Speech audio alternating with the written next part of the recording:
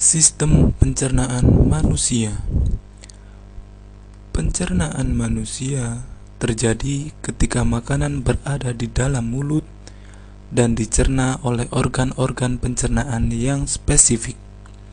Makanan yang kita makan dicerna melalui saluran yang spesifik yang dimulai dari rongga mulut dan berakhir di anus. Saluran ini disebut dengan saluran pencernaan. Saluran pencernaan terdiri dari buccal cavity atau rongga mulut, esophagus atau kerongkongan, stomach atau lambung, large intestine atau usus besar, small intestine atau usus halus, rectum, dan anus. Makanan akan dicerna secara berurutan melalui saluran pencernaan. Mencerna makanan menggunakan saliva yang disekresi oleh kelenjar ludah, liver, dan pankreas yang berada di dalam organ pencernaan. Mulut dan rongga mulut. Proses memakan pada manusia terjadi di mulut. Di mulut terjadi proses mengunyah, yaitu mencerna makanan yang dibutuhkan saat pencernaan di dalam mulut. Apa yang terjadi selama kegiatan tersebut? Makanan yang kita makan secara mekanik di mulut akan menjadi potongan-potongan makanan yang lebih kecil. Kelenjar ludah pada makanan. Selama proses mengunyah, makanan bercampur dengan saliva atau ludah. Saliva mensekresi dari kelenjar saliva yang terletak di depan telinga dan di antara kedua sisi apeks lidah. Saliva merubah amilum pada makanan menjadi gula dan juga melembutkan makanan. Lidah. Makanan dapat dideteksi oleh lidah melalui puting pengecap di lidah. Lidah merupakan jaringan otot yang berada di dasar rongga mulut. Lidah bebas untuk berpindah arah dan menjulur ke depan. Puting pengecap pada lidah disebut dengan papila lidah yang dapat merasakan rasa makanan yang berbeda. Esophagus. Makanan yang berasal dari mulut ditelan melewati esophagus. Di dalam esophagus terdapat epiglotis yang akan mengatur makanan agar tidak masuk ke tenggorokan. Di dalam esophagus terdapat gerakan peristaltik yang mendorong ke arah depan dan mencampur makanan secara segmental menuju lambung.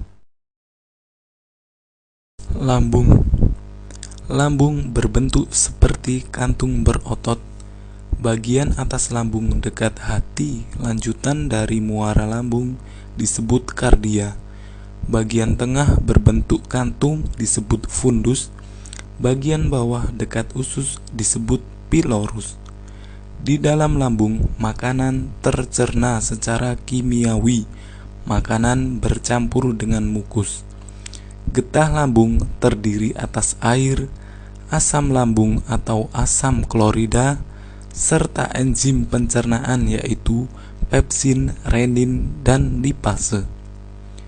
Asam klorida atau HCl disekresikan oleh kelenjar korpus lambung yang berfungsi membunuh bakteri yang ditelan pada makanan. HCl juga berperan dalam proses pengaktifan pepsinogen menjadi pepsin. Renin merupakan protein yang berperan saat penggumpalan susu sehingga dicerna dalam lambung. Proses pencernaan mekanik terjadi karena dinding lambung tersusun dari otot yang mengalami fase kontraksi dan relaksasi. Kontraksi tersebut mengakibatkan gerakan peristaltik. Gerakan ini menyebabkan makanan yang telah bercampur dengan enzim akan dikeluarkan dari lambung menuju usus halus melewati sphincter pilorus. Substansi yang diserap di lambung pada lemak seperti alkohol dan aspirin. Usus halus. Usus halus merupakan saluran paling panjang sekitar 7,5 meter. proses pencernaan berlangsung secara kimiawi dengan bantuan senyawa kimia oleh usus halus serta dari kelenjar pankreas yang dilepas ke usus halus.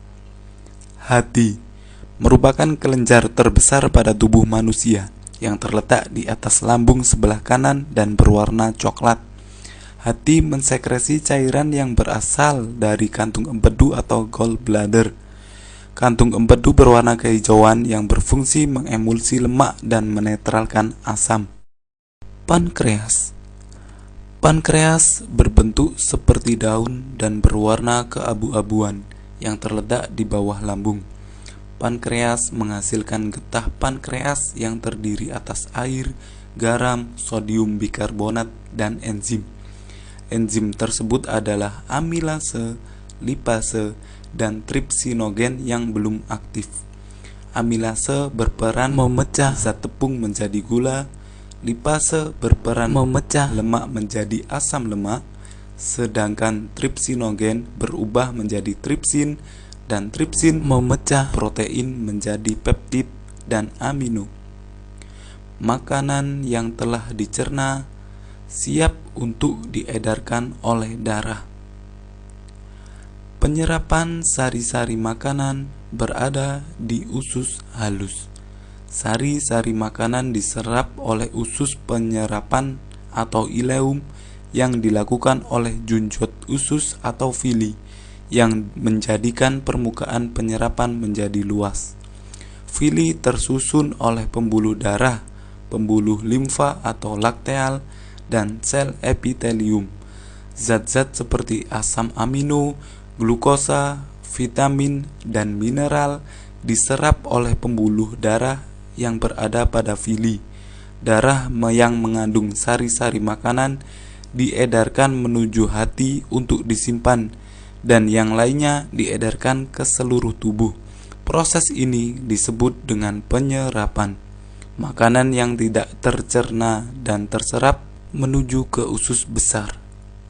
Usus besar merupakan persambungan usus halus yang memiliki panjang sekitar 1,5 meter. Ada dua gerakan pada usus besar, yaitu mencampur dan mendorong. Fungsi usus besar adalah mengontrol kadar air sisa makanan. Air sisa makanan berlebihan akan diserap kembali atau reabsorpsi, sedangkan bila kurang akan ditambah. Di dalam usus besar tidak ada pencernaan kecuali dari bakteri. Pada usus besar terjadi proses pembentukan feses yang selanjutnya dibuang melalui anus.